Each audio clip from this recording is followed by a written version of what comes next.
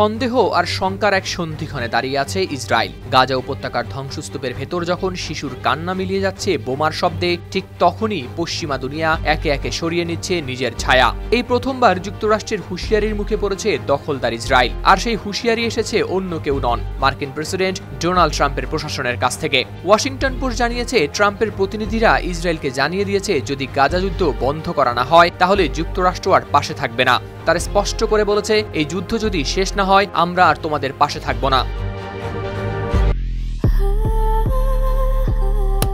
Walton Switch, stylish and elegant.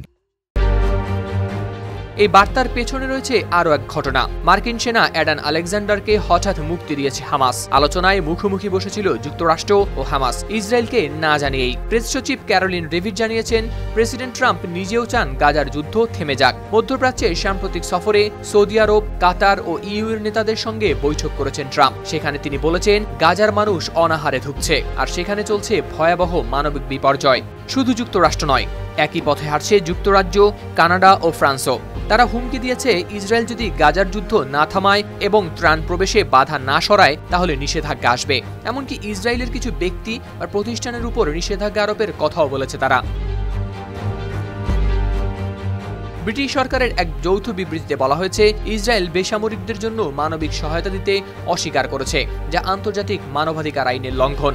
তবে ইসরায়েলের প্রধানমন্ত্রী নেতানিয়াহু এই হুমকিকে এক প্রকার পুরস্কার বলেই মনে করেছেন। তিনি দাবি করেছেন, লন্ডন, অটোয়া ও প্যারিস 7 অক্টোবর হামলার জন্য হামলাকারীদের পুরস্কৃত করছে।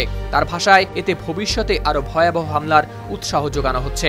নেতানিয়াহু বলেন, ইসরায়েল যুদ্ধ থামাবে না যতক্ষণ না পূর্ণ বিজয় অর্জিত হয়। জিম্মিদের মুক্তি ও গাজার নিরস্ত্রীকরণ, এই দুই শর্তে তিনি অচল। এদিকে ইসরায়েলের পক্ষে টাইমস অব ইসরায়েল বলছে, যুক্তরাষ্ট্রের মধ্যে মতপার্থক্য থাকতে পারে, কিন্তু তারা ইসরায়েলকে ত্যাগ করবে এই ধারণা অমূলক।